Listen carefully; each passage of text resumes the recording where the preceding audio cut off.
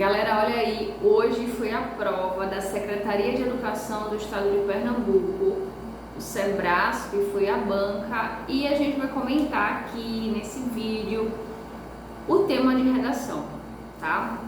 O tema não foge daquilo que o Sebrasp acredita. A banca é humanista, como eu falo sempre aqui nos vídeos, tá?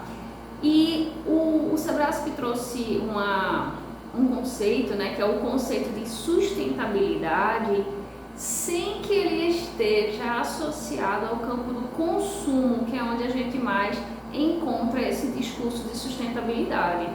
E esse ponto talvez tenha feito algumas pessoas se desviarem da interpretação correta aí do tema, tá? Então bora falar para a gente ver aqui direitinho. A sustentabilidade que a banca trouxe foi associada à pedagogia, foi a ecopedagogia, né? Então a gente tem a sustentabilidade ambiental, que é essa do consumo, né? Que ela se opõe ao desenvolvimento econômico predatório do sistema capitalista. A gente tem a sustentabilidade social, que tem a ver com a desigualdade, né, cujo contraponto é a desigualdade. Então a gente tem aqui a marginalização das pessoas, né, e a equidade, a ética, que faz com que exista, né, justiça social. E a gente tem também outras sustentabilidades, tá? A sustentabilidade associada a outras áreas, mas a banca traz a sustentabilidade associada à educação, que é a ecopedagogia. Então, como é que a gente pode ter uma educação sustentável? O que isso significa, né? Significa uma educação holística, né? Que se preocupa realmente com o indivíduo, que não está simplesmente ligada à reprodução de conteúdos cristalizados. Então, vejam, a gente acaba, né, o ser humano acaba cristalizando tudo que ele faz, ou seja, tornando aquilo metódico, e a gente vai enrijecendo cada vez mais as nossas práticas ao ponto de a gente chegar numa sala de aula, para pegar o link com o tema, né, de a gente chegar numa sala de aula e dizer assim, o conteúdo está dado. Então o aluno está ali sem conseguir fazer link entre aquilo que ele vê na sala e aquilo que existe na realidade dele. Exato, então esse tema tem a ver com a transdisciplinaridade, né? Então é importante que as áreas façam sentido para o aluno, para que ele realmente queira aprender, que ele queira entender e que esse conhecimento faça sentido para a vida dele, ele possa utilizar esse conhecimento. Eu me lembro que eu falo muito em sala de aula sobre a questão da filosofia. Então muita gente chega para mim desde que, desde que eu entrei na faculdade, muita gente chega e diz assim, Pri, eu não entendo porque que eu tenho que ver filosofia na faculdade, porque ela é obrigatória, considerando que eu nunca vou usar isso na minha vida. Então eu falo muito para os alunos porque, olha, a filosofia é exatamente ciência. Só que a filosofia foi partida em áreas, né? Filosofia é o conhecimento. O conhecimento, ele não é partido. Biologia, física, química, matemática, linguagem, isso tudo junto é o conhecimento. As ciências foi o quê?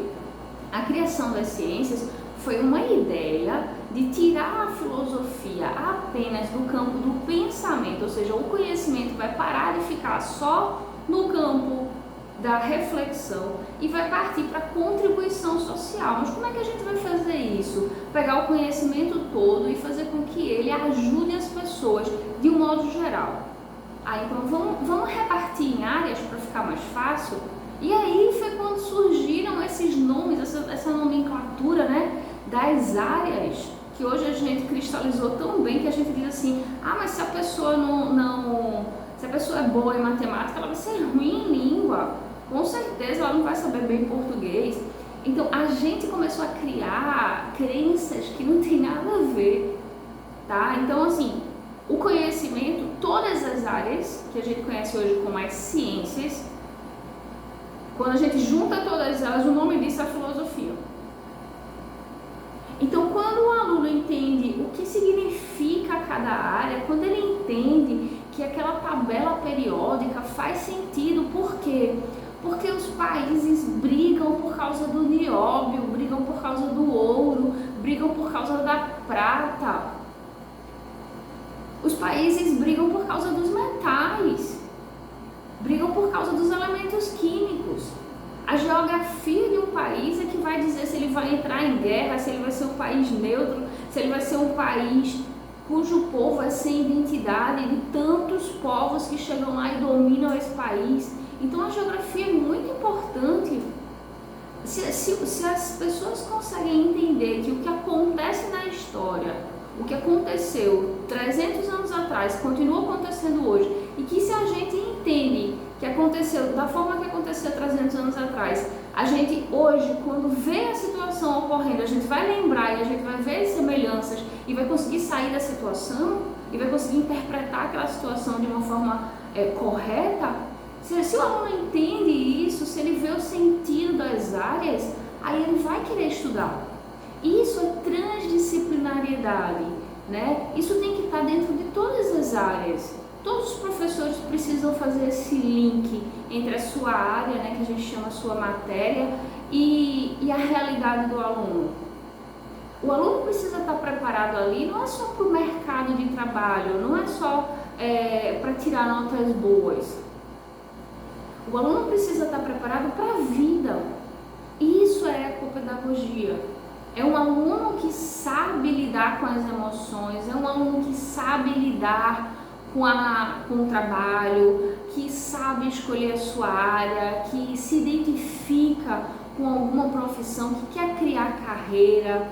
É um aluno que consegue produzir a própria vida, é um aluno que entende a relação dele com o meio ambiente, com as pessoas, é um aluno cooperativo, porque a gente está aqui no mundo para cooperar com os outros e para prestar serviço para os outros, né? Esse é o grande lema da humanidade, é ajudar o outro. Então, essa ideia da sustentabilidade é uma ideia de cuidado.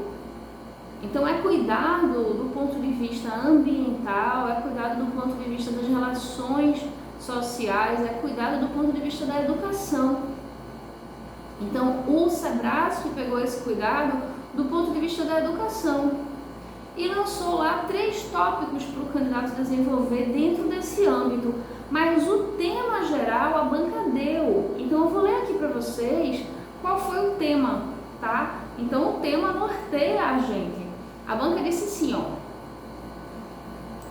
O tema é Educação para a Sustentabilidade como prática pedagógica voltada à transformação social. Então é assim, ó, a gente precisa educar a pessoa, né? Educar o aluno para ter realmente essas condições de produzir realmente a própria vida e para que ele seja um sujeito do mundo de transformação e não um sujeito passivo. Não um sujeito hipossuficiente, dependente do Estado, dos serviços, um sujeito que saiba realmente dar conta da vida que ele tem. Autônomo, né? A autonomia. Então isso aí é que está dentro desse tema, tá? Então nos motivadores a banca traz, no primeiro motivador, traz essa ideia do que significa a ecopedagogia. Ou seja, uma educação holística, tá? Uma educação preocupada com o sujeito e não com o número de alunos, não com a aprovação especificamente, mas com a formação da pessoa. O texto motivador 2 vai falar da questão da ética. Então, como é que a transdisciplinariedade, né? Como é que a conjunção dessas áreas consegue dar conta de criar uma pessoa preparada para a cidadania, preparada para viver no mundo, cooperar, para existir num planeta em que todos têm responsabilidade sobre ele, tá? É o que está no segundo motivador.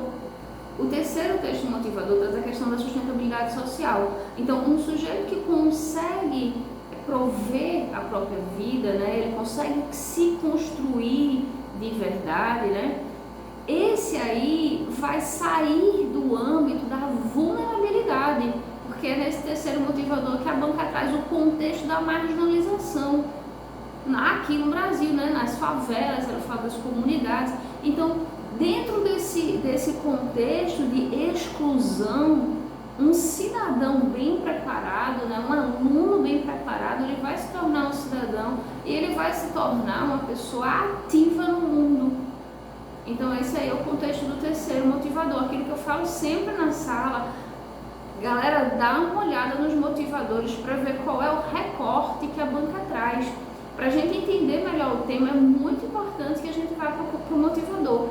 Se não, a pessoa vai trabalhar esse tema do SEBRASP como se tivesse ligado apenas à sustentabilidade do ponto de vista ambiental.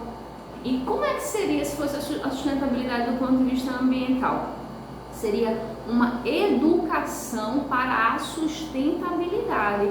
Aí seria diferente, qual é o papel da escola, né, da pedagogia em si dos colégios em relação ao meio ambiente. E não é esse o tema, tá? O tema não é esse, então a gente não pode confundir, porque senão dá fuga à proposta, beleza? Então, o primeiro tópico pedia o que para o candidato? Vou ler aqui para vocês. Noção geral de sustentabilidade e sua necessidade contemporânea. Aqui sim fala da sustentabilidade do ponto de vista geral, então não é para a gente conceituar a sustentabilidade apenas ambiental, certo? Então, como a banca traz aqui 3 âmbitos de sustentabilidade, era para a gente fazer essa ampliação também, falar da sustentabilidade ambiental, da necessidade dela, né? Da sustentabilidade social, né? Que tem a ver com a equidade, como falei, e da sustentabilidade pedagógica dentro das escolas, que é essa visão holística do indivíduo. Então, o primeiro tópico, a necessidade disso na vida contemporânea, né, galera? Então, assim, o mundo está desde 1992, né, como a gente sempre fala aqui no Brasil, não só no Brasil, mas o mundo está muito preocupado com a questão da sustentabilidade. Por isso que essa questão, inclusive, da gasolina aí, né, os países estão começando a brigar pela gasolina e pelo gás cada vez mais, porque daqui a 10 anos isso vai parar de existir.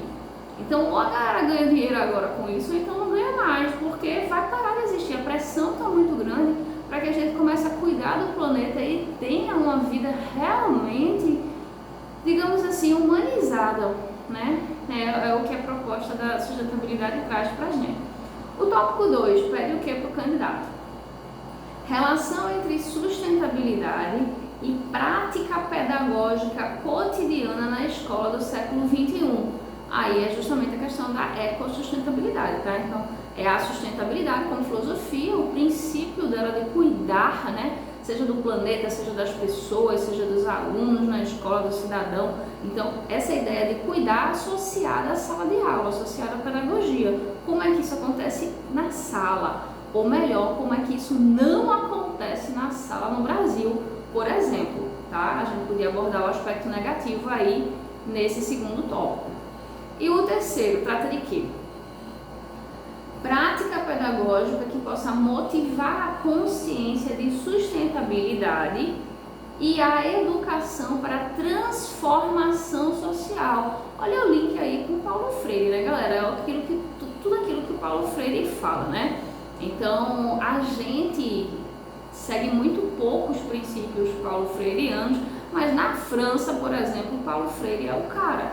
A galera usa lá as ideias dele, desenvolve as metodologias de ensino em cima das ideias do Paulo Freire, e aqui no Brasil, infelizmente, a gente continua patinando ainda nesse tipo de pedagogia, tá? Então, o Paulo Freire fala dessa pedagogia para transformação social. Então, uma ética planetária, né? É a gente cuidar do outro, a gente cuidar do mundo, é a integridade em ação.